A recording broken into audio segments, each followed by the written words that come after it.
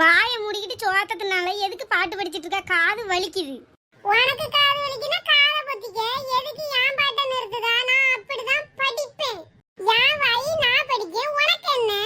படிக்கிறது உன் வாய், கேட்கறது என் காது. எனக்குள்ள கஷ்டமா இருக்கு.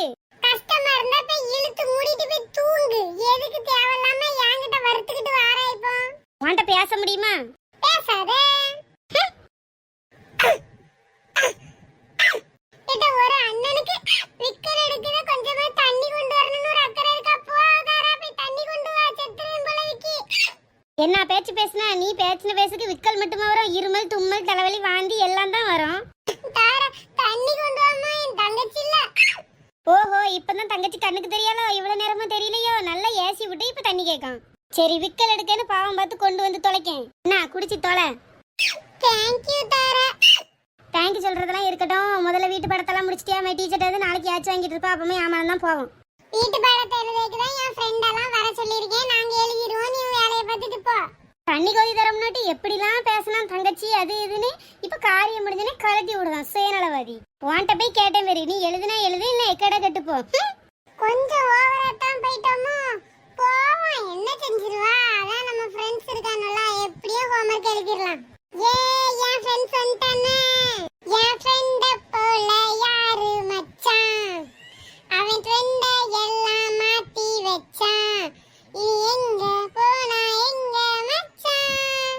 என்ன எண்ணி எண்ணி எங்க வச்சான்? என்ன அஜய், பாட்டெல்லாம் பலமா இருக்கு. எங்க ரொம்ப சந்தோஷமா வரவேத்துட்டு இருக்கா? என்ன விஷயம்? இப்பதான் என் தங்கச்சிட்ட உங்களை பத்தி ரொம்ப வீராப்பா சொன்னேன். என் ஃப்ரெண்ட் வருவான்னு, ஹோம்வொர்க்கை முடிச்சிருவேன்னு. எங்க நீங்க வராம போயிருவீங்களோன்னு பயந்தேன். நீங்க வந்துட்டீங்களா, அதான் சந்தோஷத்துல பாட்டு பிடிச்சேன்.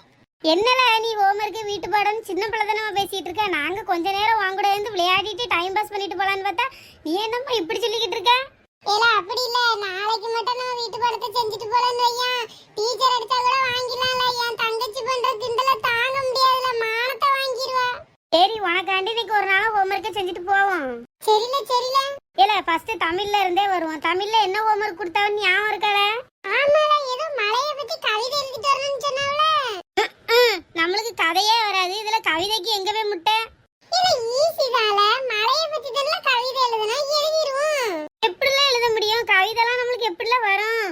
இல்ல, மலைய பத்தி எத்தனை பாட்டு இருக்கு. அந்த பாட்டுல இருக்க 2 லைனை உருவி நம்ம கவிதையில சேர்த்துருவோம். அது என்ன தமிழையா கண்டுபிடிக்க போறாரு?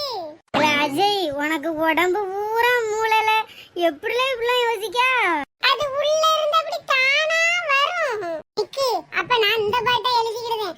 அடடா மலடா, அட மலடா, அழகா சிரிச்சா அனல் மலடா. அந்த பாட்டை நான் எழுதிக்கிடுவேன்னு. இல்ல, அப்ப நான் என்ன பாட்டு எழுத? எனக்கு அப்படி ஒரு பாட்டை எடுத்துதா. பாட்டுக்கால பஞ்சம். நான் சொல்றேன் பாரு. மேகம் கருக்குது, மின்னல் அடிக்குது, சாரல் அடிக்கிறதே அப்படின்னு எழுதிரு. இல்ல, கவிதை சூப்பரா இருக்குல்ல.